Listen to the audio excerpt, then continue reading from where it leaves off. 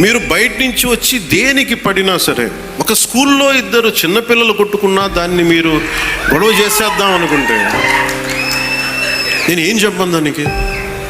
మీరు అక్కడ పులివెందులు అక్కడ వాళ్ళ సొంత బాబాయ్ గారిని చంపినా కానీ అది న్యూస్ కాదు. ఇక్కడ ఇద్దరు బిడ్డలు ఉట్టినే కొట్టుకుంటాం, స్కూల్లో కొట్టుకోరా?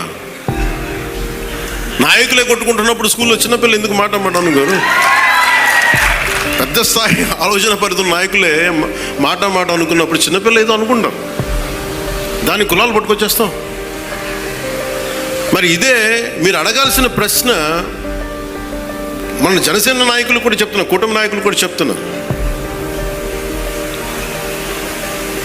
పనిచేసే నాయకులు మీరు వెన్నంటి ఉండకపోతే, ఎలక్షన్లు అయిపోయింది మా పని అయిపోయింది అంటే, నేను నిజంగా అలా అనుకొని ఉంటే ఈ రోజున మీకు ఉప్పాడ ప్రొటెక్షన్ వాళ్ళు ముందుకు వెళ్ళదు చెప్తాను. మీరు ఇన్ని సంవత్సరాలు ఉన్నారు, ఎవరు తీసుకెళ్ళారు చెప్పండి?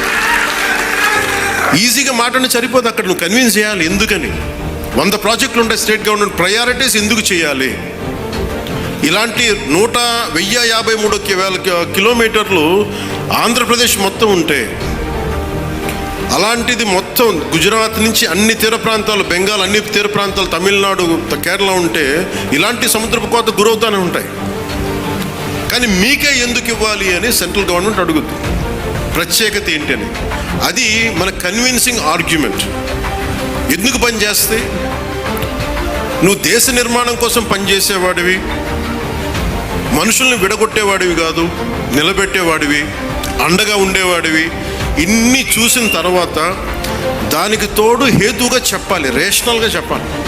ఎందుకు ఇది చేస్తున్నావు అంటే దానికి వాళ్ళు ఆలోచించి లేదు ఇవన్నీ బాగున్నాయని చెప్తారు. ఇంత కష్టం ఒకటి అచీవ్ చేయటం.